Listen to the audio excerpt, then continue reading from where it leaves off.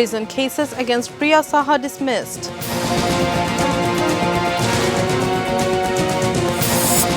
Joy condemns US silence over Priya Saha's statement. Concentrate on economic diplomacy, Prime Minister tells envoys. And changing dengue symptom, experts advises caution.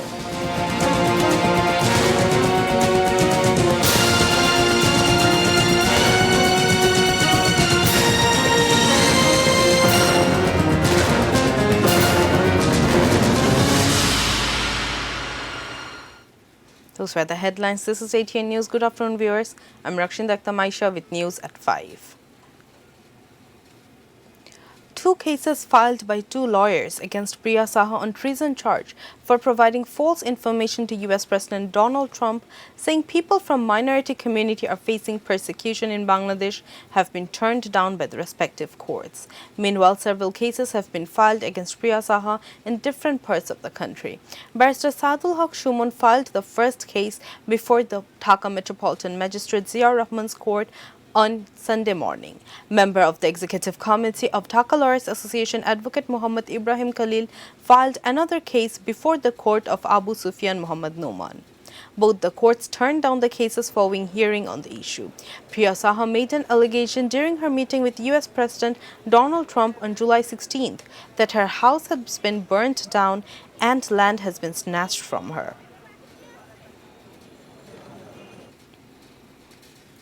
Priya Saha has told blatant lies to US President Donald Trump.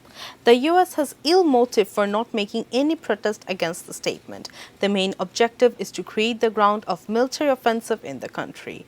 Prime Minister Information Technology Advisor Sajib Wajed Joy made the remark in a Facebook status on Sunday. He said US Embassy nominated Priya Saha for US tour. Joy said the US should have immediately protested the blatant lie told by one of the participants nominated by them. Since they have not made any protest, that proves their ill motive on the issue. Joy claimed US has selected Priya Saha knowing well about her motive. Besides, US has always been anti-Awami League, he added.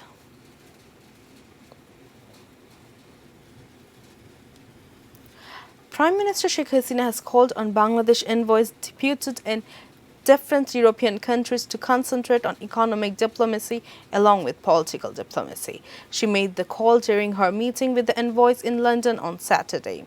Prime Minister's Press Secretary Sanul Karim on his briefing said the Prime Minister directed the envoys to give priority to economic issues along with political issues to uphold the ongoing development activities of the country. 15 ambassadors, high commissioners and permanent representatives of the country deputed in different countries of Europe attended the envoy conference. Foreign Minister Dr. A.K. Momen also addressed the conference. The Prime Minister discussed different issues with the Bangladesh envoys and gave them directives. The issues included Bangabandhu's birth centenary, Golden Jubilee of the Liberation War, migration and Rohingya issue. The Prime Minister directed the envoys to chalk out time-befitting action plan to keep pace with the quickly changing global perspective so that relation with the foreign countries deepens.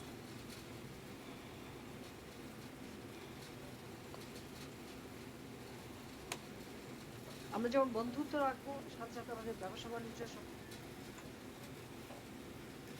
Most of the children are facing shock syndrome after getting infected with dengue, as the dengue fever has changed its symptom this year. That is why child mortality rate from dengue is higher this year. The experts opine the families and the doctors need to be aware to tackle such situation. They said people should be made aware about type of chemicals they can use in their houses to kill Aedes mosquito. Meanwhile, common people have called on the private hospitals to come forward to serve such a large number of dengue patients.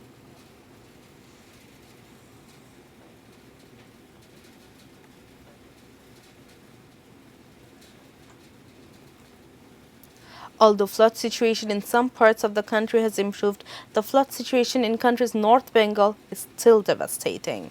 Around 13 lakh people in Gaibandha and Kurigram have become flood affected. An elderly man got drowned in flood water in Kurigram. Although water level of Brahmaputra, Dharla and Ghaghat has slightly decreased, it is still far above danger level.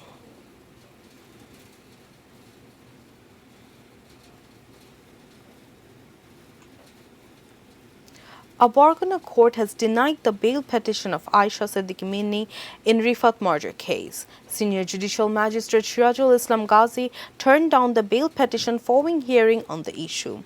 Minni gave confessional statement under Section 164 before the same court last Friday. Minni's father, Muzammal Hassan Kishore, alleged his daughter was compelled to give confessional statement forcefully through torture. Aisha Siddiqui Minni's husband Rifat Sharif was hacked to death in broad daylight in front of Barguna Government College on June 26th.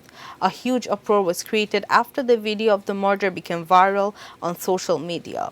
Later, police arrested Minni.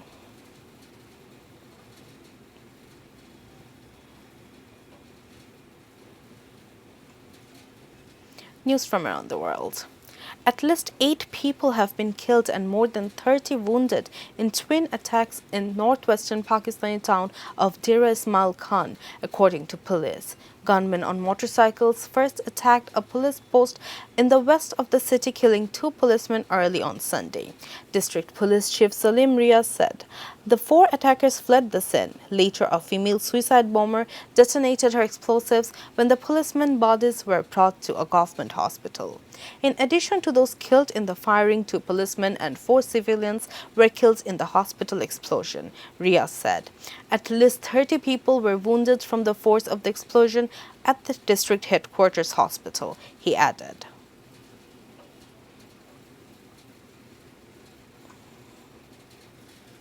British Foreign Secretary has urged Iran to reverse its illegal seizure of a British flag tanker in the Gulf. Jeremy Hunt said it raises very serious questions about the security of British and international shipping in the Strait of Hormuz. It comes as Iran released new footage of the capture on Friday of the Stena Impero. Tehran said the vessel was violating international maritime rules. Speaking after a phone call with his Iranian counterpart, Hunt said Iran viewed this as a tit-for-tat situation following the detention of an Iranian tanker in Gibraltar. But he said nothing could be further from the truth. The Stena Imperio's owners said they wanted access at the port of Bandar Abbas to the 23 crew members, who they said are in good health.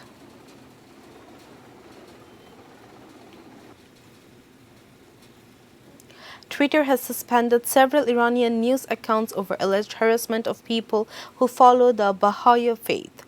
Young Journalists Club run by state broadcaster IRIB, state-run IRNA, and Meher were among the Farsi language accounts suspended on Saturday. Some agencies, including First Agency and English language Press TV, remained active on the site. The affected agencies speculated that the suspensions were linked to their coverage of tensions in the region. In particular, they believed they were being penalized for their reporting of Iran's seizure of a British flag tanker in the Gulf on Friday.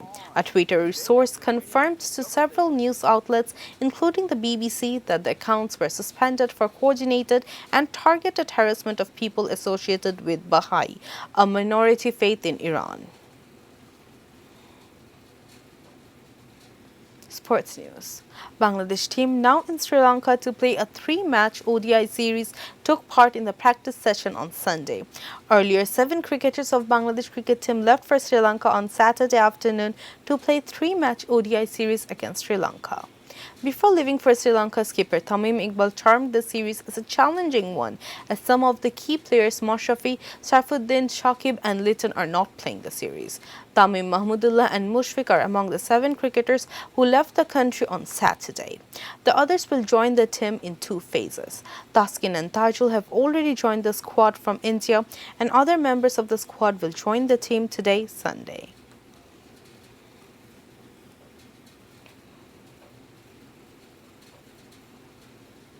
Before ending the bulletin, the top stories once again.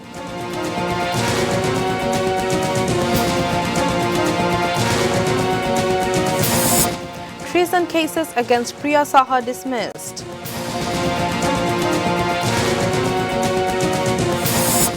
Joy condemns U.S. silence over Priya Saha's statement. Concentrate on economic diplomacy, Prime Minister tells envoys. And changing dengue symptom, experts advise us caution.